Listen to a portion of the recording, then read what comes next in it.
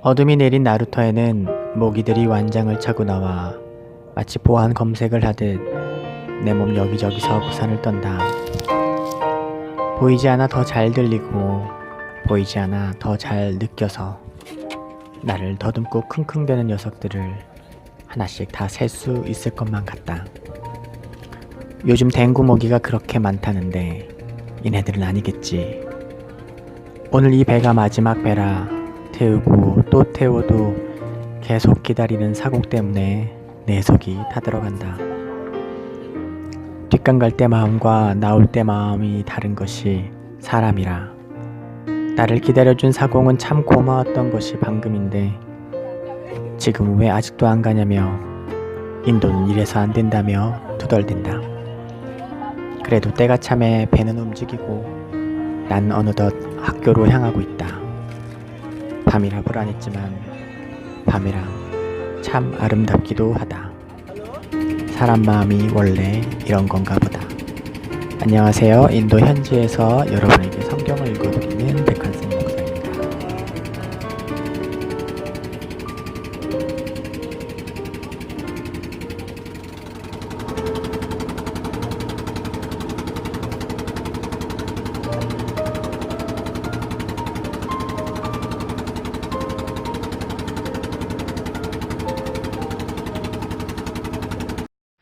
한 주간 잘 지내셨습니까? 저희도 하나님 은혜 가운데서 잘 지내고 있습니다. 오랜만에 말씀 업로드합니다. 한 2주 됐는데요. 준비는 거의 해놨는데 네.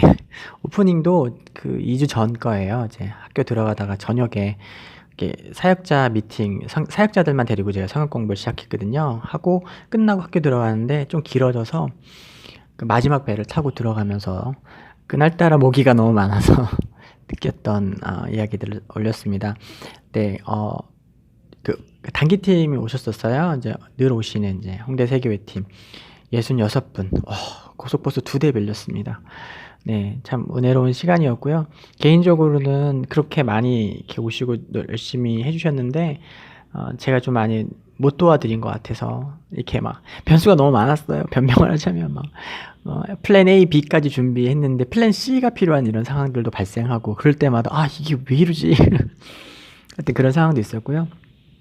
또 이제 고속버스 2대로 움직이다 보니까 도로가 좁으니까 교통체증이 더 심해서 예상보다 시간이 훨씬 더 걸리고 게다가 올해 유난히 덤프 트럭들이 그렇게 길을 막아서 뭐 길을 거꾸로 이제 빙빙 돌아서 간다든가 하는 아주 그런 상황들이 많아서 개인적으로는 식은땀을 흘리면서 3일을 보냈고요. 부족한 거 많고 이렇게 원래 얘기했던 대로 준비는 했지만 그 변수에 바로바로 반응하기가 참 어려운 상황들이 있어서 참 개인적으로 되게 죄송하기도 하고 근데 사실 욕심인 것 같기도 해요. 내가 하나님이 아니고 내가 모든 상황을 통제할 수 없는데 이게 한국이라는 상황은 좀 더 통제가 잘 되는데 인도는 그게 좀 안 되는 경우가 있잖아요. 그게 안 된 게 막 못내 속상하고 막 그러기도 했습니다. 인도는 이제 겨울이 왔고요. 단기팀이 이제 본격적으로 계속 오고 계십니다. 12월에도 이제 앞으로 지오팀, 한동대 워십 댄스 동아리팀 올 거고요. 체나이 한인교회에서 중고등부 아이들 제자반을 마치고 전도행을 오셔서 잉글리시 바이블 스터디 해주실 거예요. 네, 잘 열심히 기다리고 준비하고 있습니다. 남은 행사들도 하나님 은혜 가운데 12월 달 그리고 2019년 마무리하는 단선도 잘 진행되게 해주시고 학기 말, 학기 초 뭐 다양한 보고서들 작업 병행해서 잘 할 수 있도록 같이 기도해 주시면 좋을 것 같습니다. 네, 오늘 말씀은 마가복음 10장 1절부터 31절까지의 말씀입니다. 네, 계속해서 이제 어린아이 같은 믿음을 가져라 하시는 이야기고 거기 안에서 부자 청년 관원 지도자가 나옵니다. 그리고 나서 부자가 천국에 들어간 것은 낙타가 바늘구멍에 들어간 거, 바늘 귀에 들어간 것 같다라는 그 유명한 비유가 있습니다.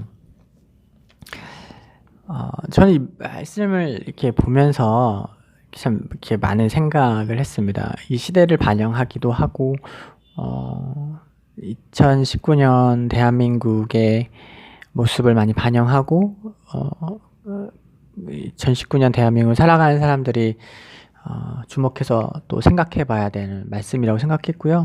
무엇보다 저 자신에게도 많은 것을 생각하게 하는 내용이었습니다.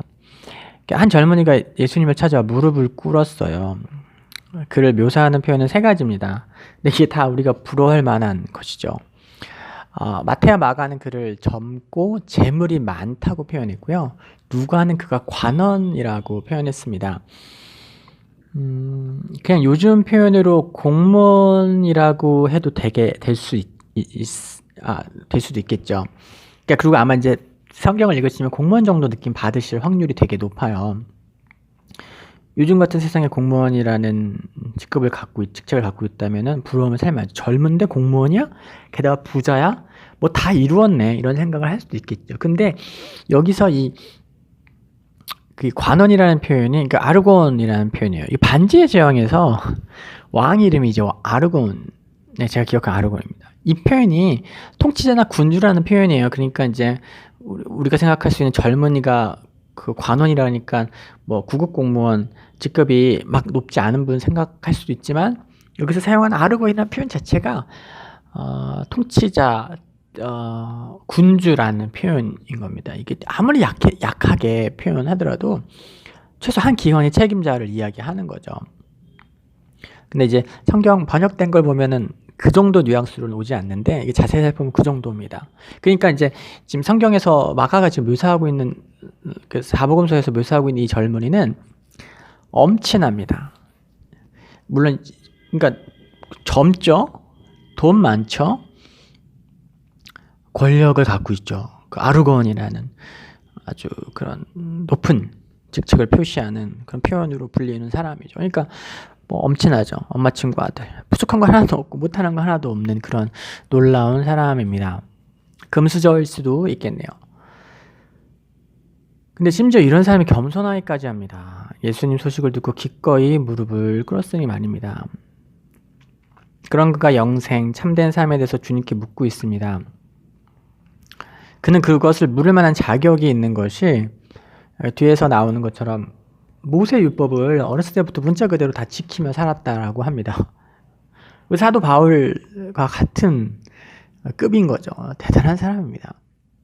어린 시절부터 율법을 지키 흠이 없다고 이야기하는 그의 이야기를 들으시고 주님께서 그를 가증히 여기셨다라고 하지 않으시고 이렇게 사랑스럽게 바라보셨다고 합니다.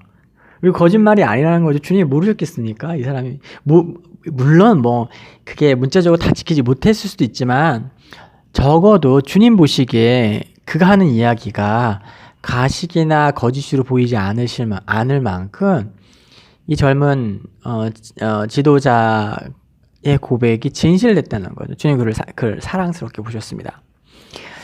나 혼자 생각인지도 모르지만, 저 혼자의 생각일지 모르겠지만 거의 사도 바울급의 인물입니다. 그 사도 바울급의 인물이 되었어야 하는 거죠.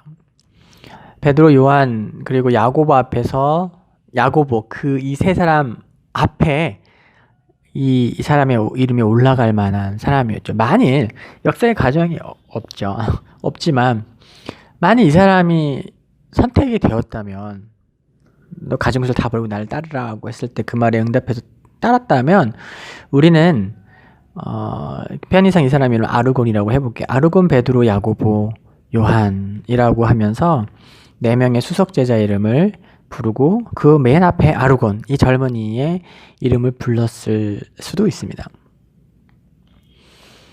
주님께서 직접 그에게 나를 따르라고 하셨습니다. 12사도 택하신 이후에 이런 특채가 없었습니다. 근데 막 따르겠다고 하면 너 나 따르지 말고 너 이웃과 그 친척과 사람들에게 너에게 이러한 일을 얘기해줘라. 뭐 그렇게 하셨죠. 뭐 제사장에게 보이고 깨끗함을 받으라라고 하셨지. 나를 따르라고 직접적으로 말씀하신 경우가 어디 있습니까? 여기 있습니다.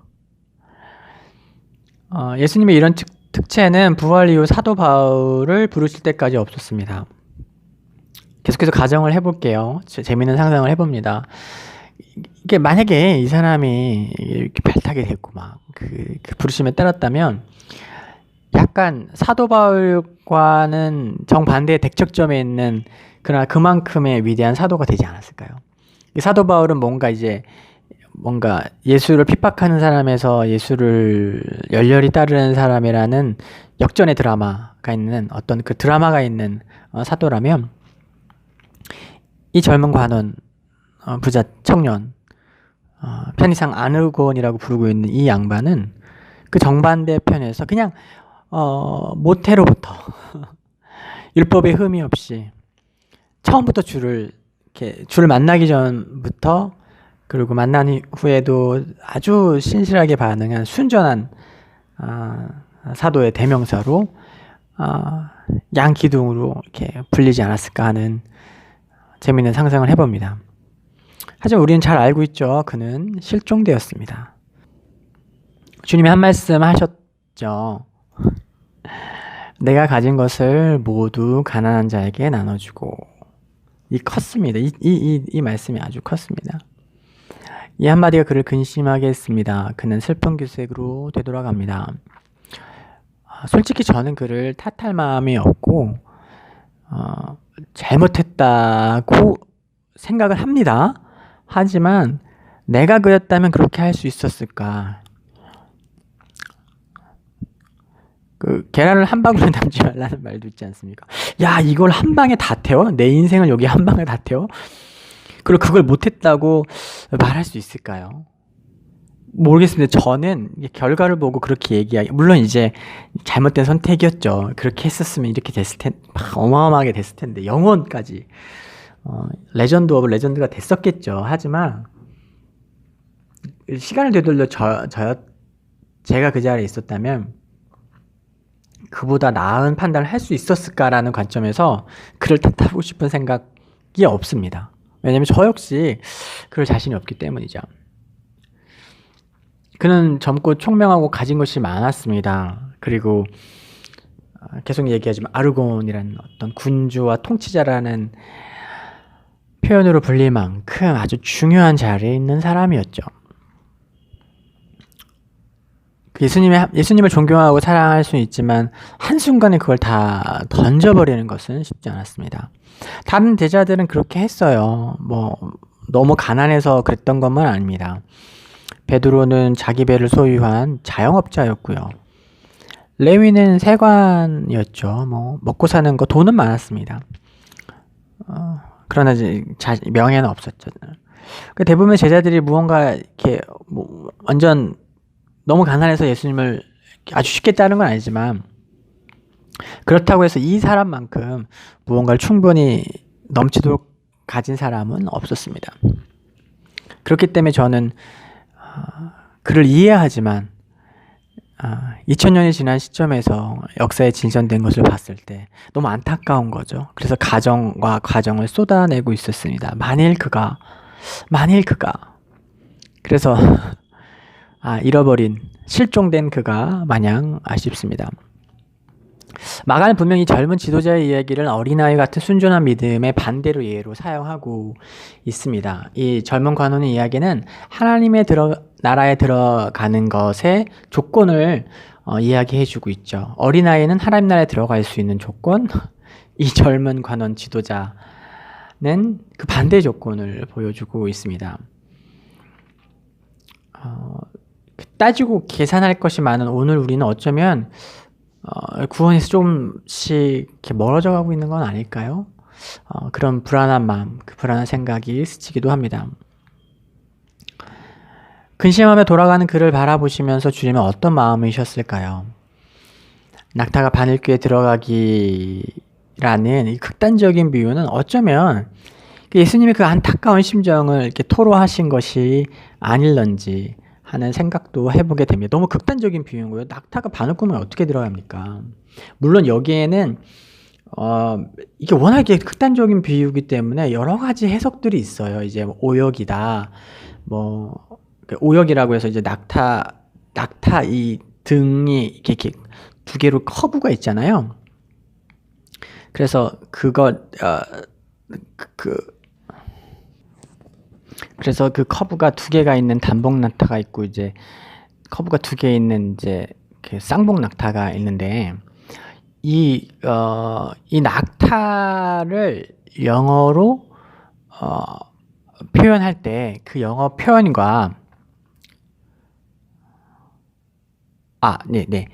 영어 표현이 아니죠. 아람어죠. 아람어 표현에서 밧줄이라는 표현과 낙타라는 표현의 스펠링이 거의 비슷합니다. 이제 스펠링이 하나 정도 차이가 나는데, 그러니까 이게 낙타가 바늘길을 통과하는 게 아니라 이 낙타가 오역이 됐다는 거죠. 낙타가 아니라 밧줄이라는 거예요. 밧줄이 바늘길을 통과하는 거라고 이제 이야기가 됐다는 거예요. 이제 오역이라는 거죠.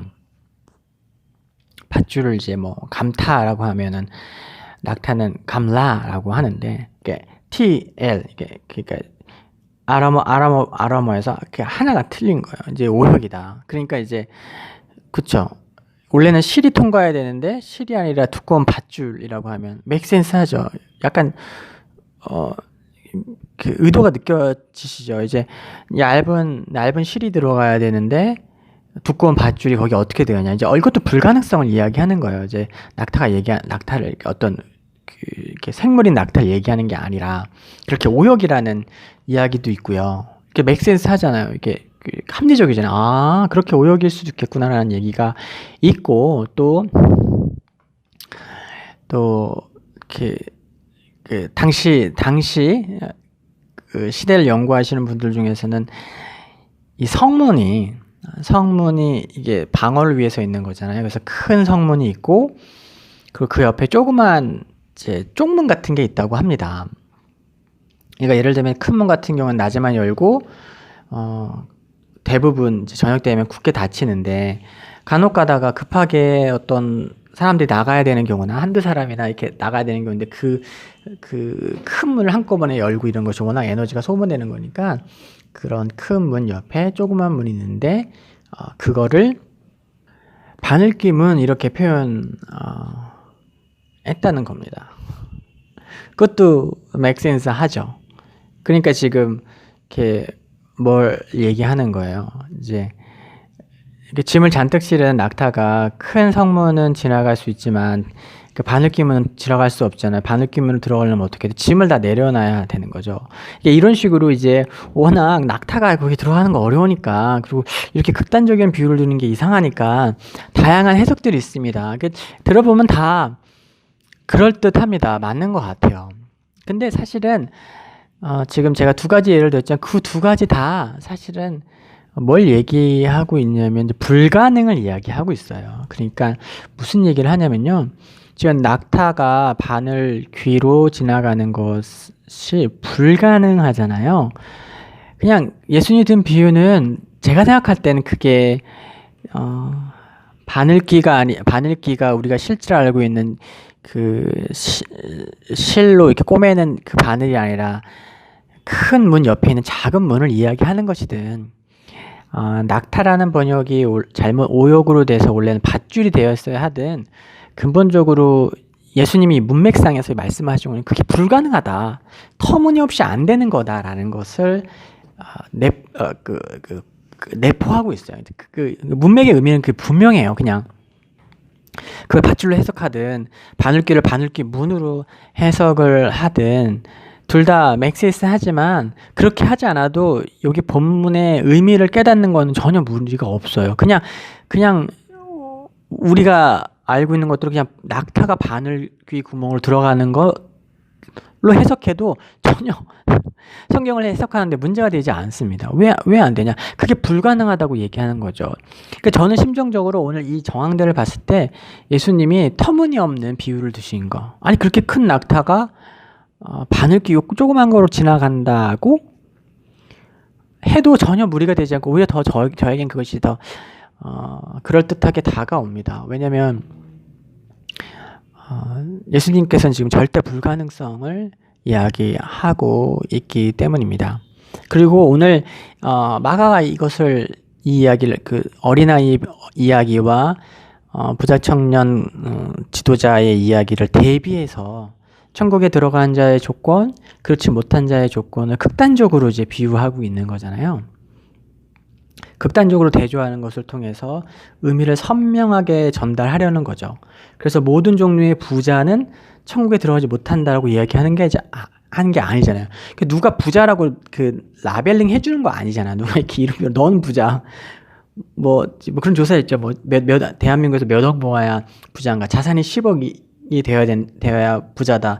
앙케이트 조사는 그래요. 그런데 그 자산 10억 이상 있는 사람을 조사해 보면 그 중에서 뭐 70 몇 %는 자기가 부자라고 생각하지 않는데요. 그쵸? 그 부자라고 누가 이렇게 네이밍 할 수 있죠. 정의할 수 있는 게 아니잖아요. 그것처럼 오늘 여기서 이렇게 부자는 어린아이의 대척점에 서서 이렇게 천국에 들어가는 자의 조건과 들어갈 수 없는 자의 조건을 대비적으로 보여주고 그 대비를 통해서 메시지를 선명하게 하려고 하는 문화적 기법인 거죠. 그래서 무조건 부자라고 하면 못 들어간다는 거는 아닌 겁니다. 또한 예수님은 분명 각자의 계산이 빨라진 제자들을 꼬집고 계십니다. 이 이야기들과 이야기 구조 속에서. 그러니까 막 제자들 지금 우리가 전문맥을 자꾸 까먹으면 안 돼요. 한 2주 전에서 까먹으실 수 있지만 제자들 지금 막 싸우고 있잖아요. 내가 뭐 국무장관 하네, 내가 국방장관 하네, 내가 넘버원, 넘버2 하네, 이렇게 싸우고 있잖아요. 그 과정 가운데 예수님께서 계속 강조하는 거죠. 순전하고 온전한 어린아이 같은 믿음을 가져야 된다. 너희들 뭔가 지금 나를 믿고 한몫 챙기고 건의대와 북이 영광을 누리고자 하는 생각하고 있는데 이 부자 청년 봐라. 구원을 받을 수 없어. 부자가 천국에 들어간 것은 낙타가 바늘귀로 들어가는 거 똑같아. 라고 얘기하시면서 메시지를 분명하게 하고 있는 거죠. 그 와중에 뭐 베드로는 주여 우리는 모든 재산과 가족을 버리고 주를 쫓았습니다. 그러니까 예수님 말씀하시죠. 너희가 잘 될 거야. 축복 받을 거야. 그래서 그 이후에 예수님께서 내세와 외세 축복을 받는다고 얘기하시는 것을 그것은 진짜 축복이긴 하지만 그것을 문자적으로 너무 이렇게 받아들이실 필요는 없어요. 물론 이 땅에서 또 다음 세상에서 오는 세상에서 큰 복을 누리고 주신 것을 받습니다. 그러나 그게 기계적으로 이렇게 다 버리고 왔을 때 뭐 1억씩 준다, 뭐 로또가 당첨된다 이런 식으로 이렇게 기계적으로 성립하는 이야기는 아니죠. 이제 흔히 요새 얘기는 케바케인데 각 사람에게 알맞게 하나님께 주신 축복과 복이 있는 거죠. 그걸 이런 식으로 기계적으로 해석해버리면 이 땅을 살아가는 성도들의 오늘의 삶에 오류가 생겨요. 이게 명확하게 해석이 안 됩니다. 오늘 이야기 구조를 통해서 예수님의 의도를 살펴보는 게 맞죠. 주님 나 다 버리고 쫓았습니다. 그러니까 그래 복을 받을 거야. 잘 될 거야. 구원에 이를 거야. 라고 주님께서 말해 주시는 거죠. 맞습니다. 분명 제자들은 그물과 아버지를 버리고 예수님을 따랐습니다. 그것은 큰 축복을 받을 만한 일이고 제자들은 또 그런 축복을 누렸죠. 그러나 제자들이 오해하고 다른 생각들로 가득 차고 있을 때 주님께서는 그들을 경고하십니다. 어린아이와 이 부자 청년의 두 비유를 통해서 무엇이 참된 복이고 무엇이 온전한 것인지 무엇이 하나님 나라에 합당한 상태이고 그렇지 않은 상태인지를 분명하게 드러내고 계십니다. 그것은 단순히 2000년 전 제자들에게 뿐만 아니라 오늘 2000년 후 2019년을 살아가는 부르심 받은 구원받은 성도들 모두를 향한 주님의 메시지이기도 합니다. 오늘날 대한민국을 부자 청년들의 시대라고 말해도 될까요? 쉽지 않죠. 불안과 실업의 그늘이 들어져 있는 이 시대에 부자라는 표현을 쓴다는 것은 걸맞지 않아 보이기도 합니다. 하지만 예수님을 등지고 근심 어린 모습으로 어딘가를 향하는 젊은이들, 수많은 사람들의 모습을 봤을 때 어떤 물질적으로 지위적으로 무언가가 막 주어지진 않았지만 여전히 수많은 수고하고 무거운 짐을 지고 이 땅을 살아가고 그렇기 때문에 주님이 더 가까워지는 것이 아니라 주님에게서 내가 가진 것, 내가 아는 것, 내가 배운 것, 내가 익힌 것들로 인해서 주님에게서 더 밀려 나가고 있다고 한다면 오늘날을 부자 청년의 시대, 이 문맥에 나온 그 부자 청년의 시대라고도 얘기할 수 있을 것 같습니다. 믿음을 가지고 살아가고 목사와 선교사로 살아가면서 더욱 간절하게 붙들게 되는 것은 주님, 내가 주님을 놓치지 않겠습니다 하는 고백보다 주님, 부디 이 세상에서 나를 붙들어 주십시오. 제게는 주님을 그렇게 꼭 붙들 힘이 없습니다. 고백하게 됩니다. 우리도 같이 그렇게 기도해 보면 어떨까요? 주님, 저를 좀 붙들어 주십시오. 주님을 향한 믿음이 퇴색되지 않도록 오늘 나와 함께 하시고 나를 인도해 주옵소서. 그렇게 또 간절히 소망하고 또 구하면서 오늘 말씀을 좀 마무리해 보려고 합니다. 한 주간 승리하시고요. 다음 주에도 하나님 말씀 가지고 여러분 찾아뵙겠습니다. 사랑하고 축복합니다.